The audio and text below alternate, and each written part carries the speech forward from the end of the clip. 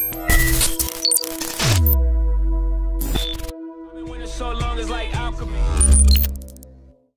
right, y'all. All this talk, Klay Thompson to the Lakers. Man, Laker fans, y'all are like, hey man, we're gonna get Kyrie, we're gonna get Kawhi, we're gonna get Anthony Davis, we're gonna get Klay Thompson. I get it. Hopes and dreams of restoring the glory of the Los Angeles Lakers. Well, people ask me, what's this Klay take? What is this? Is this fake news? Who's reporting this? Is Michael Thompson? Did Klay say this, right? People take these headlines, sensationalize them, and run with them. But I'll give you my take on it. And those of you that are just new to the channel, checking this out, you say, hey man, are you talking about the Warriors? Well, I'm from the Bay. That's my squad. So I will prioritize some of their subjects. But moving forward, I got a ton of unique NBA content coming. So subscribe, hit the notification bell. I promise you, you won't regret it. Now, on to this Klay Thompson subject. What is the exact reports? If Klay Thompson isn't offered a max deal, then he will consider the Lakers, or the Lakers will be a priority, especially if they get Anthony Davis. Now, that's not verbatim, but that's more or less what the headline suggests.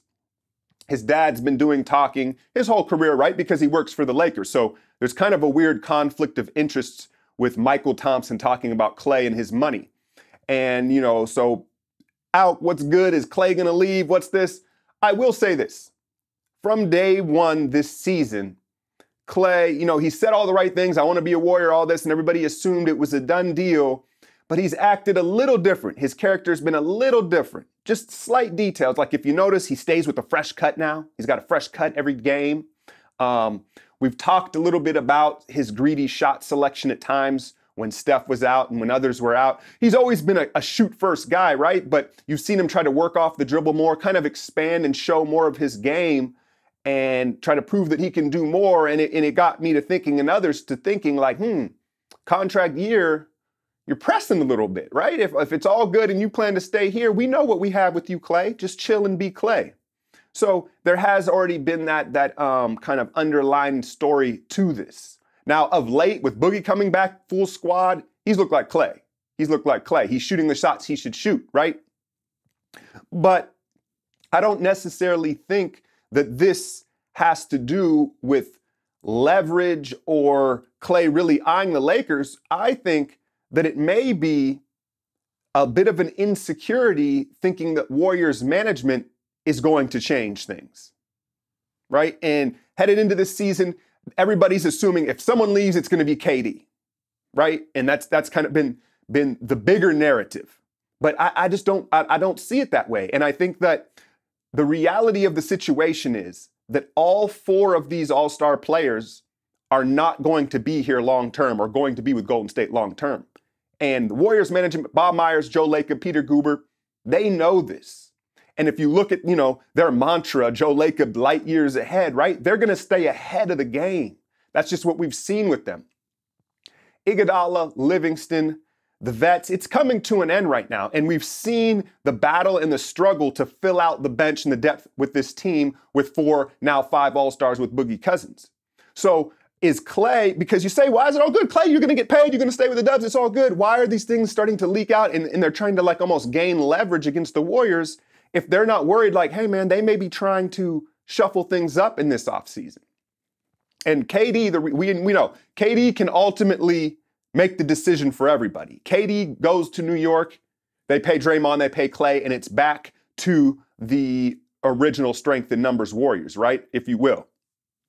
But I think it's more likely that it's either Draymond or Klay that eventually moves on in the next season or season and a half, and it's KD and Steph, and they retool around those 2 MVPs. Now, that's what they would prefer. Things have to fall in place. And so, hey, I don't know anything that anybody else does. I'm just saying, I think that that's Golden State's plan.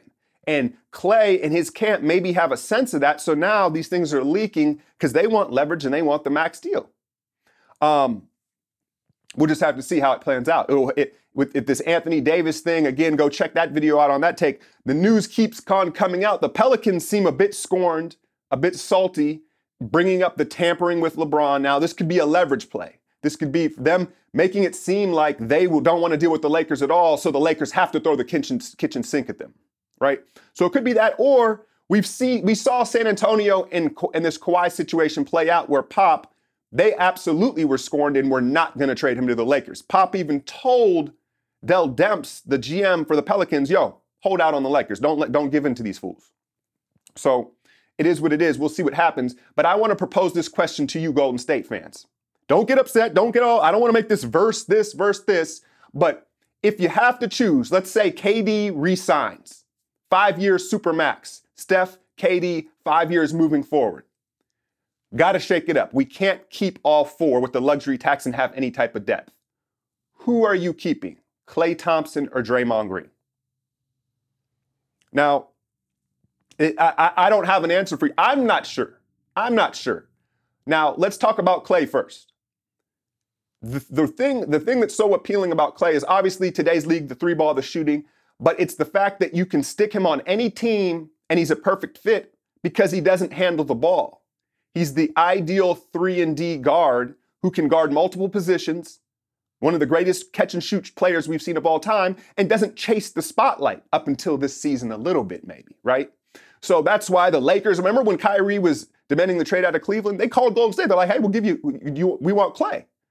You've heard the rumors, LeBron wants Klay now, right? Anybody would take Klay because he fits on any roster, and he fits perfectly next to Steph.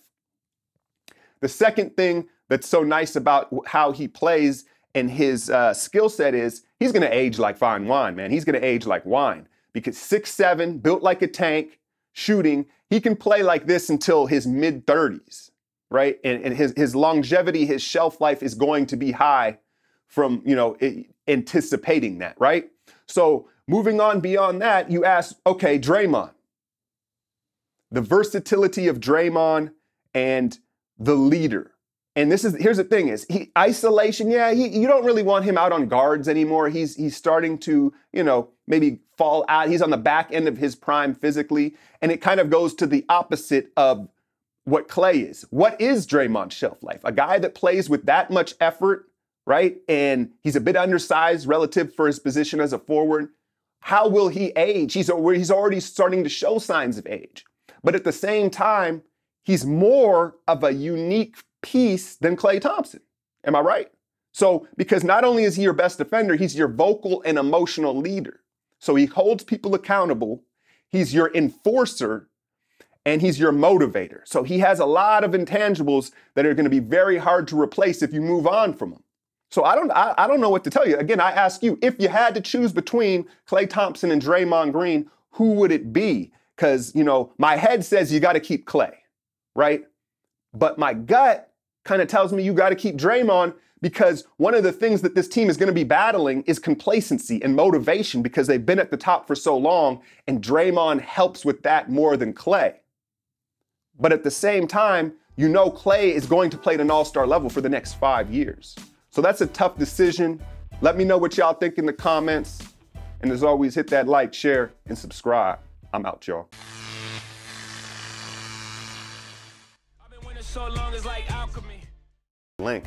Anthony Davis has requested a trade out of New Orleans. The writing's been on the wall for a while, man. This shouldn't be shocking to anybody. I mean, I know a lot of people may have thought like, oh, well, he's not going to actually request it. He's just going to wait till this summer and turn down the Supermax. Well, nah. Rich Paul, LeBron's agent, AD's new agent, the fix is in, right? Absolutely have to have dark in order to have light. Gotta have dark. Gotta have opposites, dark and light and dark, continually in painting. If you have light on light, you have nothing. If you have dark on dark, you basically have nothing. Let me paint you a picture. Your two favorite teams are playing. One, your family's team, the team you were raised to root for. The other, the team of the city you now call home. You could look at it one of two ways. One, either way you win. Or two, either way you lose. You see, it's human nature to pick a side.